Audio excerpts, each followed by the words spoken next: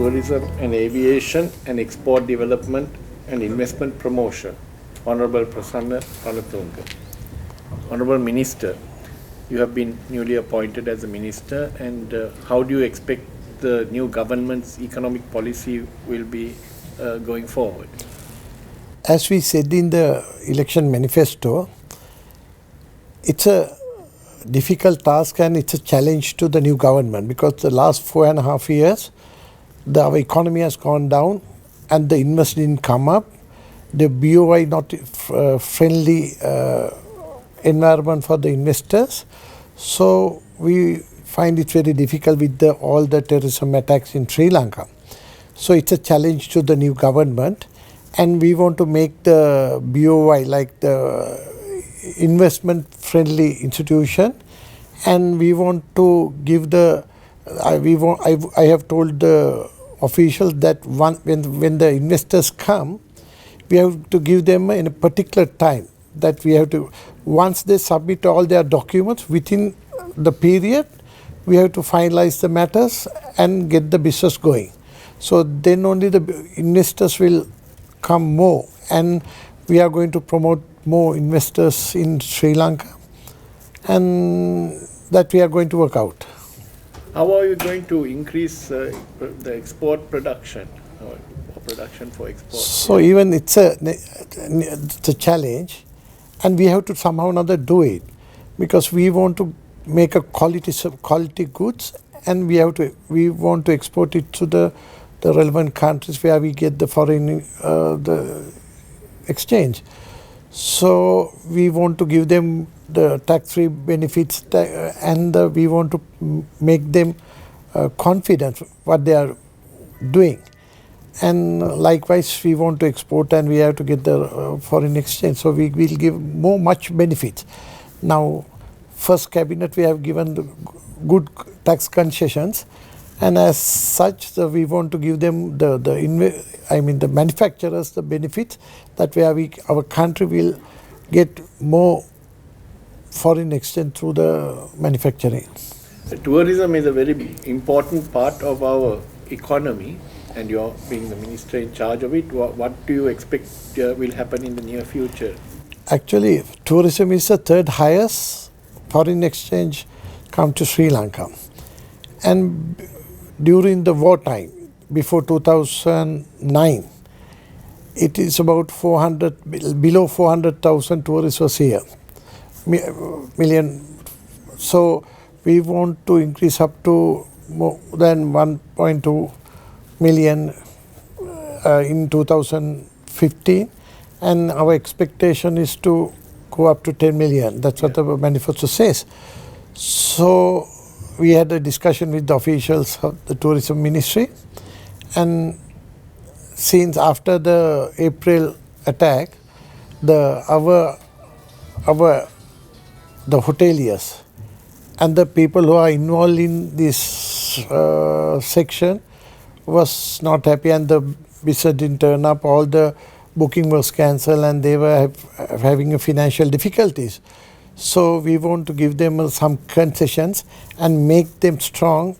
And meanwhile, the tourist board, and there's a section called tourism promotion. There's a board for that as well.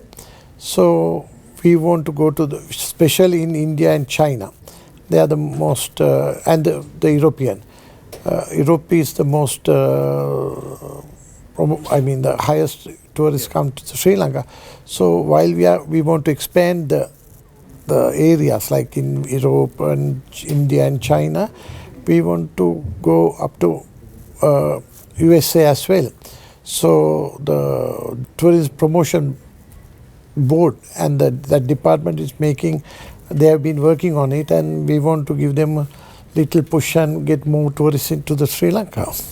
A lot of countries like Thailand and Vietnam, which are coming up in the world economically, and others which have already come up like Japan and Taiwan, have a lot of Buddhist population. Is there any plan to bring more from religious-wise? Yeah, religious. It's in the system, but we have to promote that. And as I think the people says like in Sri Lanka, when the tourist comes, there should be more entertainments, and they just don't come and go for just nothing. And once the people come, they should go and they promote the country, and they should be happy.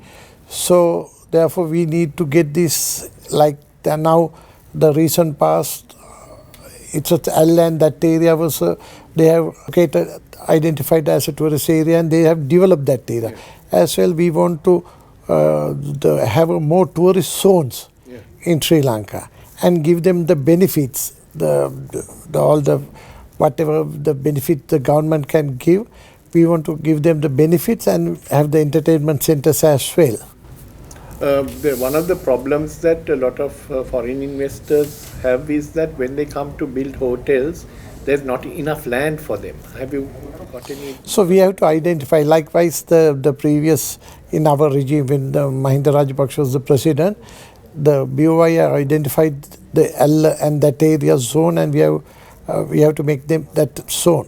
So likewise, we have the natural resources. When you go to Kandy, Norelia, you get the cold climate. If you want to go to seaside, around the country to sea, and the eco-friendly areas. So we have all the natural resources. So we want to develop and we want to identify more places in Sri Lanka and develop that areas as a tourist zones. Yeah. So that's how we planning to do it. And how are you planning to increase aviation into this country? We need more airlines and things coming in to bring in the tourists. The Sri Lankan airline, it's a talk in the town, so it's not the profitable. That's a different thing. But if we can have more airlines come to Sri Lanka, and there will be more tourists will come with the airlines.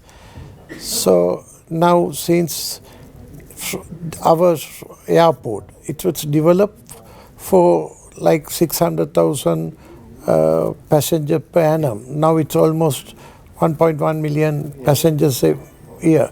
So we have expanded the airport, and again the Mattala airport. And the Mattala was built alternative airport to the Colombo, but the previous government, they stock all the paddies and they have ruined the place. So we want to develop Mattala as well as the Jaffna. Before the independence, they have built about 8 airports in Sri Lanka, and after that, the Mattala is the only one built by our people.